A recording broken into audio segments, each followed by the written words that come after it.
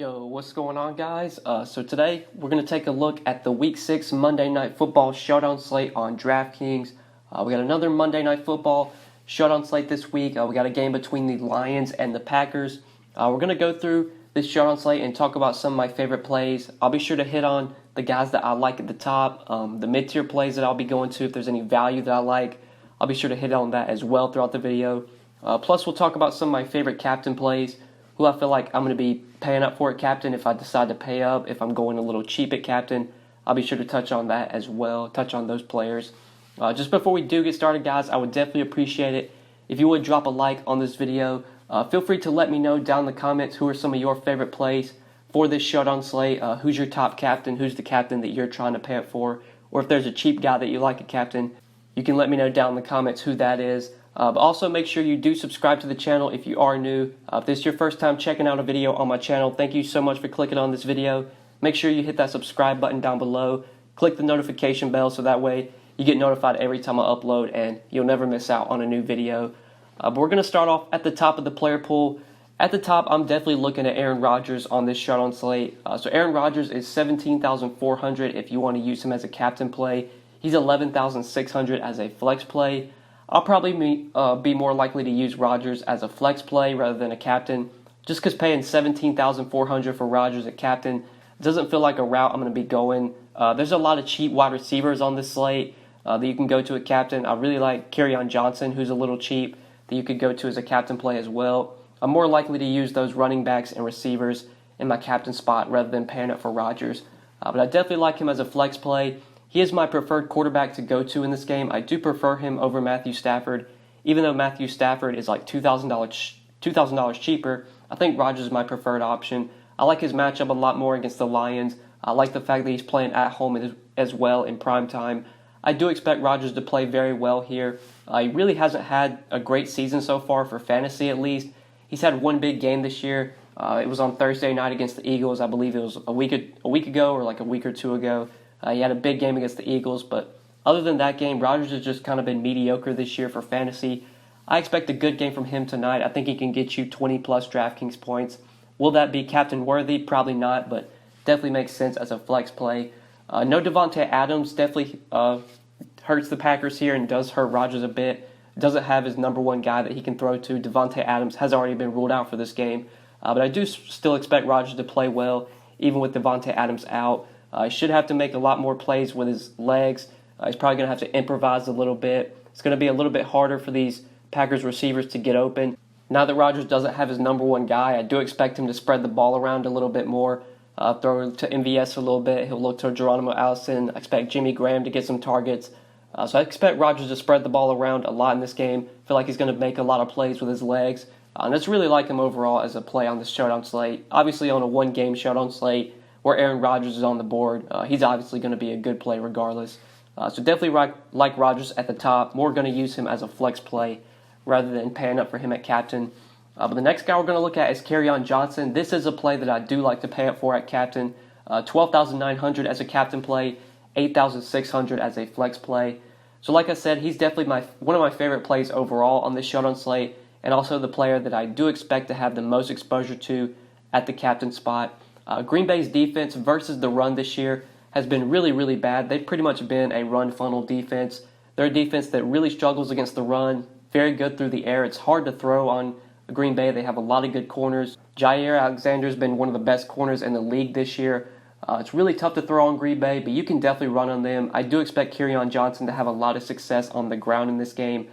So he's a guy that I really want to go to as a captain play. I think he gives you a lot of upside.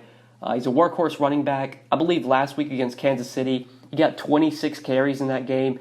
Not much work in the passing game, which is always a concern. Going to running backs on DraftKings that don't get a lot of work in the passing game is definitely a bit of a concern, but Kerryon just gets so many carries. He's probably going to get at least 15 to 20 carries in this game. He'll see a couple targets. He's not going to get like 6-7 targets, but he'll get a couple screen passes, most likely 2 or 3 targets. It's just the workload he gets in the run department just on the ground. How many carries he gets is what puts him in a good position in my eyes, especially given the matchup against this really bad Green Bay run defense. So I like Kerryon Johnson a lot here. He's one of my favorite plays overall, and definitely a guy I'm going to have in a lot of lineups at the captain spot at $12,900. But the next guy we're going to look at is Marvin Jones Jr. So Marvin Jones, he's one of the cheap receivers that I think you can go to as a cheap captain play. He's 10,200 as a captain. He's 6,800 as a flex option. It's definitely a tough matchup here for these Lions receivers. Like I said earlier, Green Bay's defense through the air has been really, really good. They've got a pretty good secondary. But I'm going to be targeting some of these Lions receivers regardless. I want to get some exposure to them. I still believe they'll be able to return value on these salaries, especially Marvin Jones. Just his salary of $6,800. You look at some of the guys priced around him. You have like Jimmy Graham, who's more expensive. Geronimo Allison's a little bit cheaper, but MVS is like $1,000 cheaper. I could easily see Marvin Jones outscoring all those guys. Marvin Jones does have a lot of upside. He's been pretty consistent this year. I think his worst game is like 9 DraftKings points. He's got like 9, 10, 11. I think he had one big game earlier this year where he went for like 24, 25 DK points. Marvin Jones always been a consistent receiver, always a guy that's going to see consistent volume. So far this year, he's averaging about 6 targets per game. So you know he's going to get some looks. It is a tough matchup, but there's a good chance Jair Alexander shadows Kenny Golladay in this game. And if Jair Alexander is going to be on Kenny Golladay, then I want to get exposure to some of the other Lions pass catchers, whether that's Marvin Jones Jr. or a guy we'll talk about later in the video that you could look to. I still like Marvin Jones here, and I do expect him to put up a pretty decent game.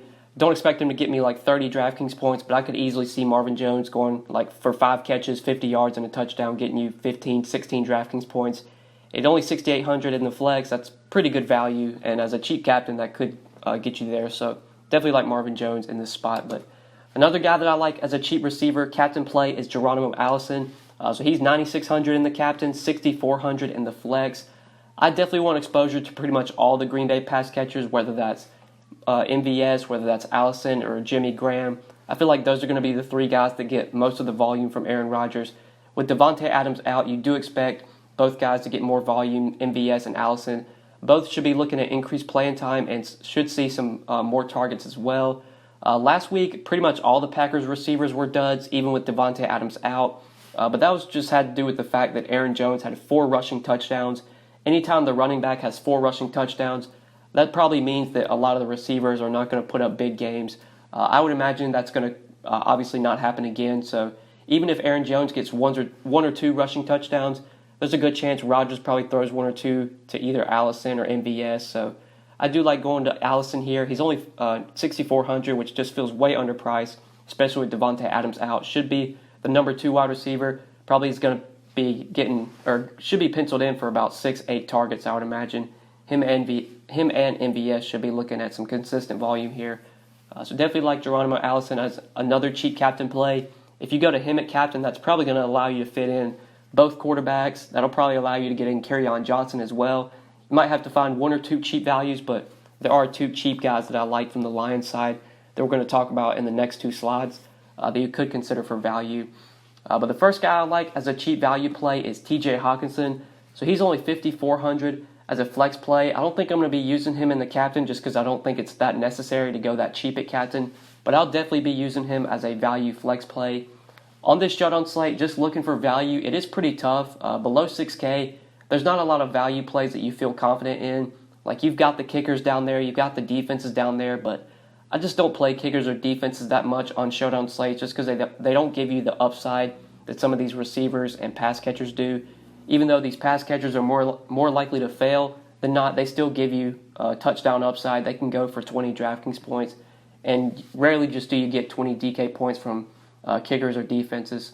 Hawkinson, I believe he has had a 25-point game this year in Week 1 against the Cardinals. That was a great matchup, obviously. But just looking for value, I think TJ Hawkinson definitely stands out at 5,400. He did have a breakout game in Week 1 against the Cardinals. It was a great matchup. Hasn't done much since then, though. Since that Week 1 game, he really hasn't done much. He is still getting some targets, though. I believe he's getting about 4 targets a game after he got 9 targets in that Week 1 game. He's still seeing some consistent volume. He's still playing a decent amount of snaps. He's always a threat in the red zone. At least gives you that touchdown upside that you're looking for, which is hard to find at all the cheap plays available on this showdown slate. There's not a lot of guys, like I said, below 6K that give you touchdown upside. Like you got TJ Hawkinson, who definitely gives you touchdown upside. We're going to talk about the next guy that I think at least gives you some upside, especially on a PPR site like DraftKings.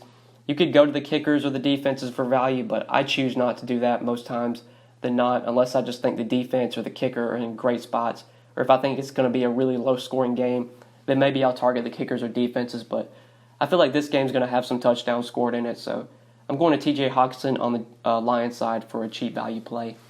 But the last guy we're going to talk about is Danny Amendola. I think he's another cheap value guy you could look to from the Lions side. He's only 4,600. So you're definitely going to need to check injury news. Right now, as I'm recording this video on Sunday night, Danny Amendola is questionable. Be sure you're checking Twitter about an hour before game time to see if Amendola is active. He is questionable, like I said. He is another potential value play below 6K that can give you a little bit of upside. Just like TJ Hawkinson in Week 1, Danny Amendola did have a really big game. Had like 13 targets, had 25 DraftKings points, I believe. Ever since that monster game in Week 1 from Amendola, he really hasn't done much since then either. He did miss last week, though. He was out last week. In Week 2, I don't think he put up a single DraftKings point. I think he got one target, but 0 DK points. And then Week 3, I think he got like 5 targets, had like 7 DraftKings points. Amendola, if he's active, he's going to get targets. He's playing out of the slot, so he'll be able to avoid Jair Alexander, which is obviously a better matchup for Danny Amendola. I do expect Amendola and Marvin Jones Jr. to get some targets, especially if Alexander is going to be shadowing Kenny Golladay. So Danny Amendola is another guy I'll be looking to as a cheap value. If he is out, if the news comes out at 7:30 that Danny Amendola is not going to play, you can pivot to Marvin Hall. Marvin Hall will probably step into the Danny Amendola role. He's only like 1,200, so he's a cheap guy you could look to. You can pivot to him if Danny Amendola is out. He'll step into that wide receiver 3 role. Should see a few targets. Not a guy that's going to project very well, but at least he's going to play enough snaps to where he's viable at only 1,200, which I think that's what his salary is. But regardless, guys, that's pretty much it for this Showdown slate for this Monday Night Football game between the Lions and Packers. Hopefully you guys did enjoy this video. I do really appreciate you checking out the video. You'll notice on the screen I have one of my most recent videos popping up on the screen if you want to check that video out. I would really appreciate it. You can also click on my logo to subscribe to the channel. As always, feel free to leave any comments, any questions, any feedback down below in the comment section. I do really appreciate that. But that's it, guys. Thank you for watching, and good luck on this Showdown slate. Peace.